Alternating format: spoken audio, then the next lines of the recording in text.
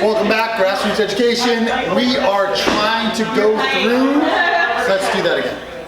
Alright, so we've got the other leg. You're going to rock it on the other side. Grassroots Education, part 5. So, we're trying to get you through the points of performance of the deadlift. The deadlift can be a super intimidating exercise for beginners, people who are more used to volumetric type hip classes, to scale that down and just work one technique, especially a technique as far as the deadlift, where it is the antithesis of the squat. You are going to try to really flex at the hip and really get beyond the knees so that that bar travels straight up and down without the impediment of the knees, which can be hard because you're breaking the more pervasive movement pattern, the squat, right? And sometimes you'll get into a situation where people will start to feel it in their back, not so much from a negative sense, but they have so much tied up into back pain and feeling the back active that they can approach this exercise with a modicum of fear.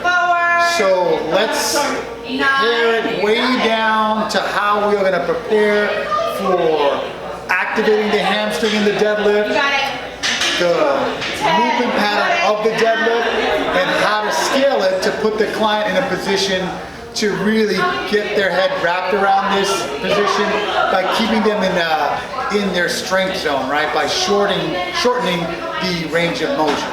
So Kevin's going to lead the PVC warm-up and almost event type of conditioning to the deadlift.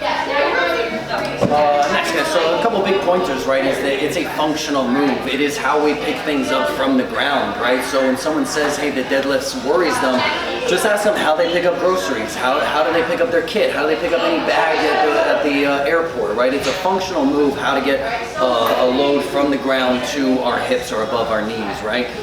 So the biggest points, easiest way to triage this is hands and feet. If your hands and feet are in the right place during the deadlift, a lot of other good things will happen. So besides hands and feet, neutral spine, right? So people are going to have a tendency to overarch, or the big one, right, is round the back to get lower. So all of these, follow these steps, and we should get you guys into a better place. Always the big things, hands and feet, jump stance, right? So they're not in their squat stance. Most people are going to be too wide. It's very rare that someone's going to be too narrow. So jump stance, my feet are under my hips, and then the hands should always be just outside my shoulders.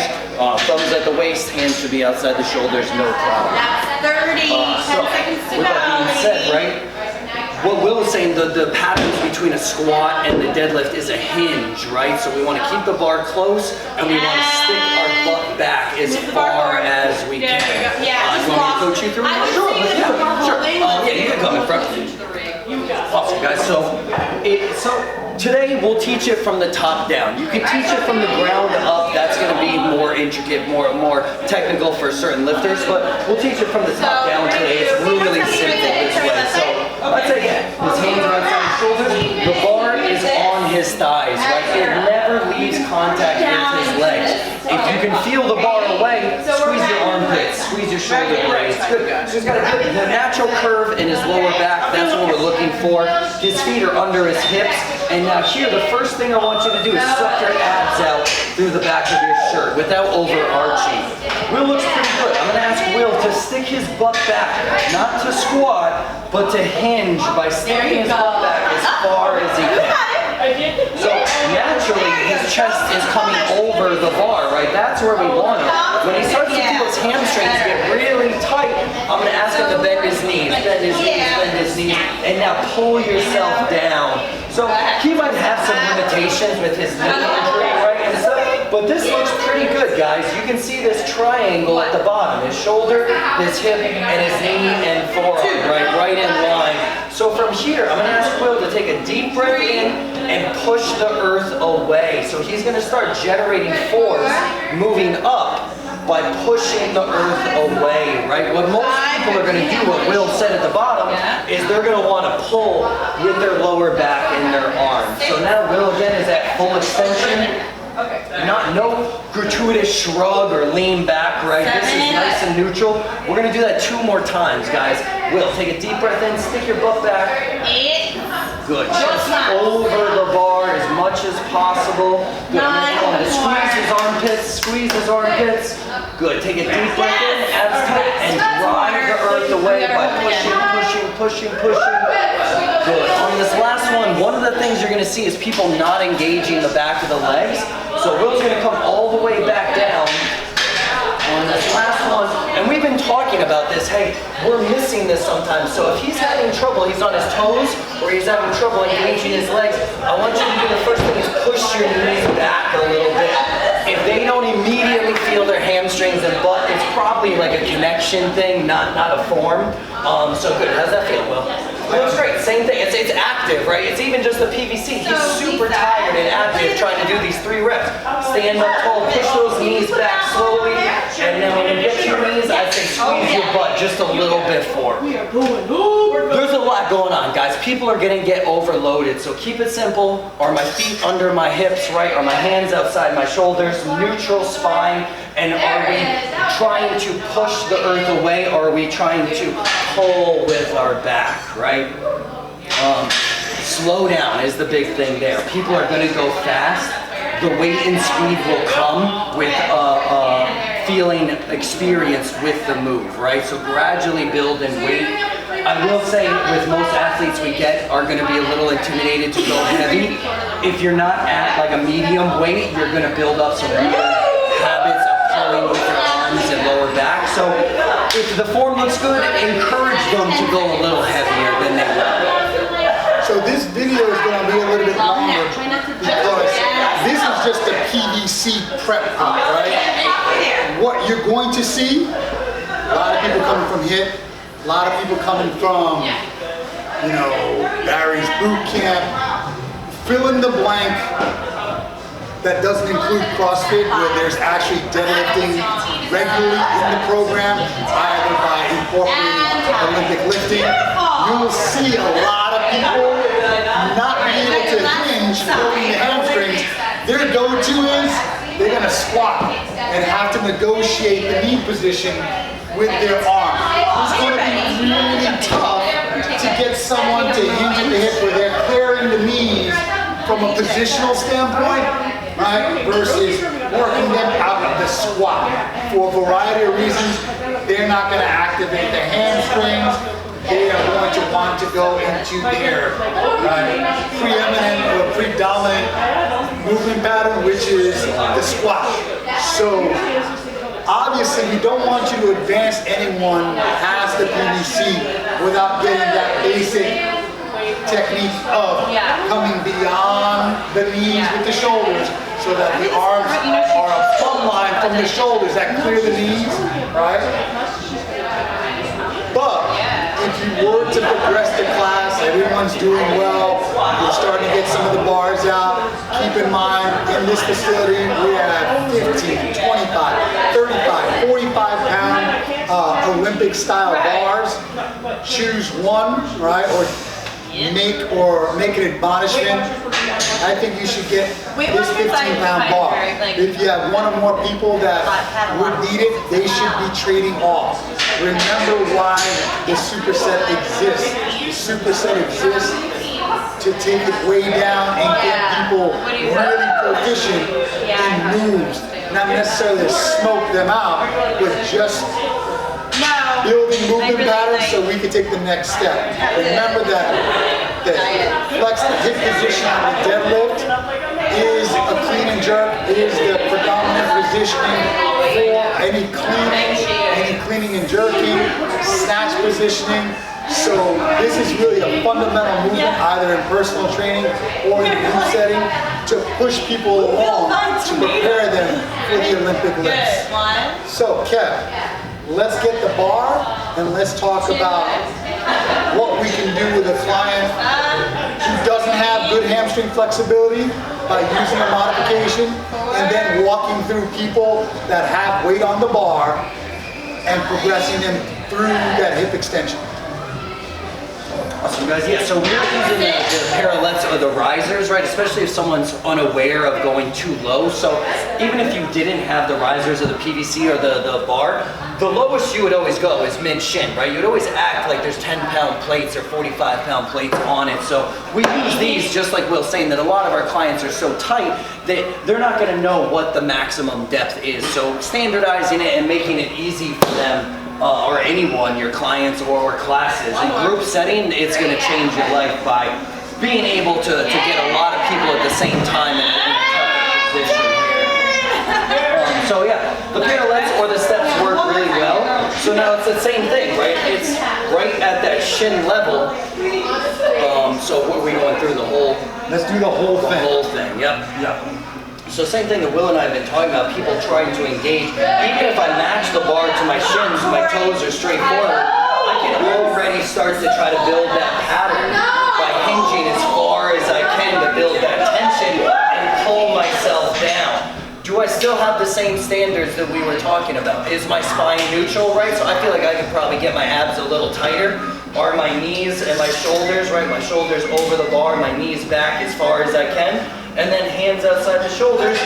You know, how does it look? I still have some critique for myself always, but am I feeling strong? Am I engaged in this deadlift position?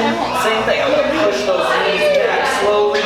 As I get the bar to my knees, I'm gonna try to squeeze my butt as hard as I can, right? So, yes, there's a lot of hamstrings, but one of the things people forget is that I should still be using my entire legs, the front and the back side, right? So you still wanna lock your quads and squeeze your butt as you come up. So some of the points of performance that have to get done before that lifter attempts that one rep on the deadlift is if you can get back in position. We really want, right, as far as points of performance, the shoulders in front of the hands, right? If someone's too squatted, right, and they drop down, you'll see that they'll get into alignment where, God forbid, the shoulders will be behind the hands. We want them to extend their legs until they start to feel their hamstrings active, right? And then they can initiate the lift, bringing that shoulder girdle to tightness, and then go into that lift back.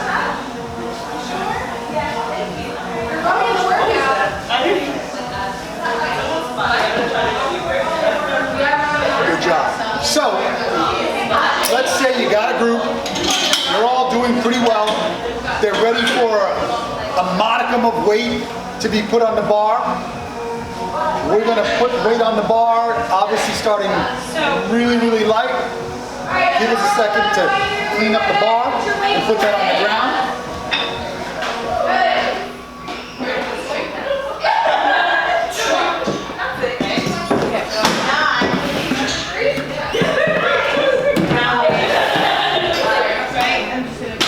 So you can see, right, it's pretty much exactly the same height. There might be a little deviation, but it works for the training purposes.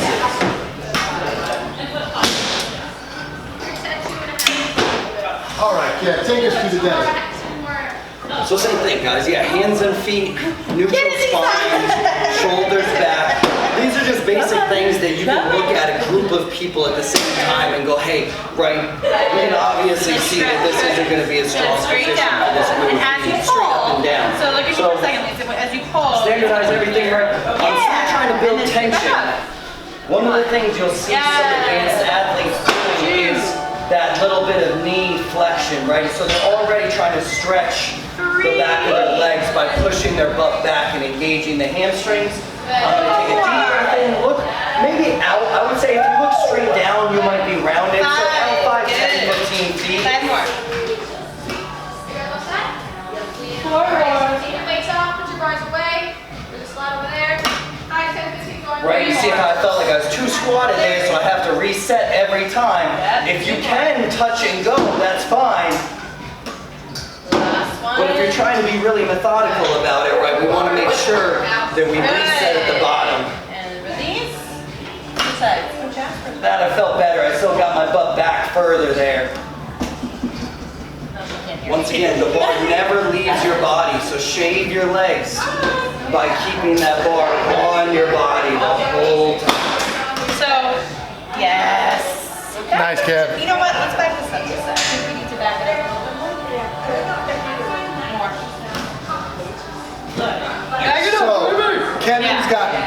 flexibility in his hamstrings. In a one-on-one setting, we can really dial this motion in to the specific client. Obviously, in a group fitness setting, you are trying to scale or modify the movement for the interest of the class progressing through the program.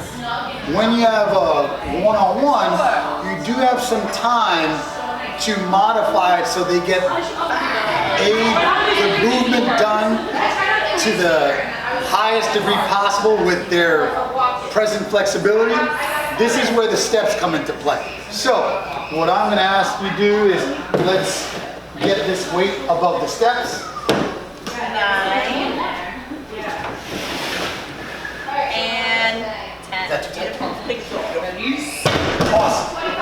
Great. So,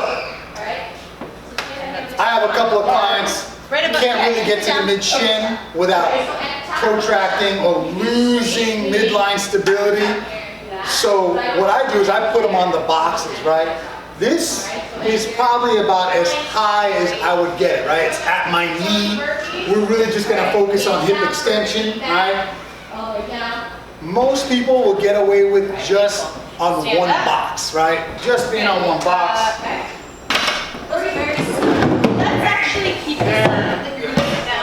So we're just above, I'm 5'7". It's going to hover just above mid-shin.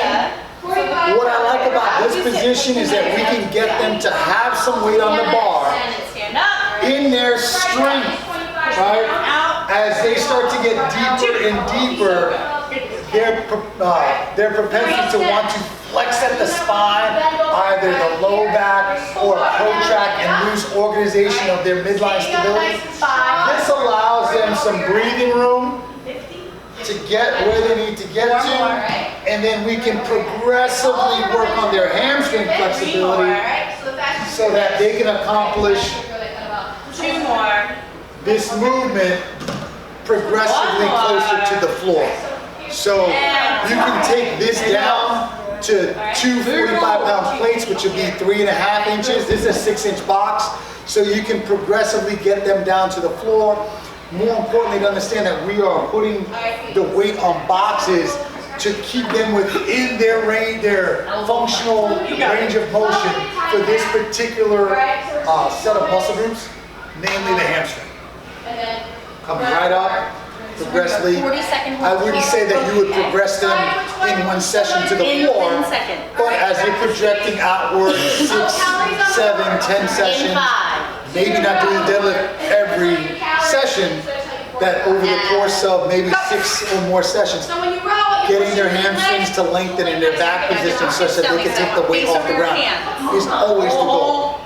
Right, Kev? The big thing, just make sure they're not moving the weight with their lower back. Their lower back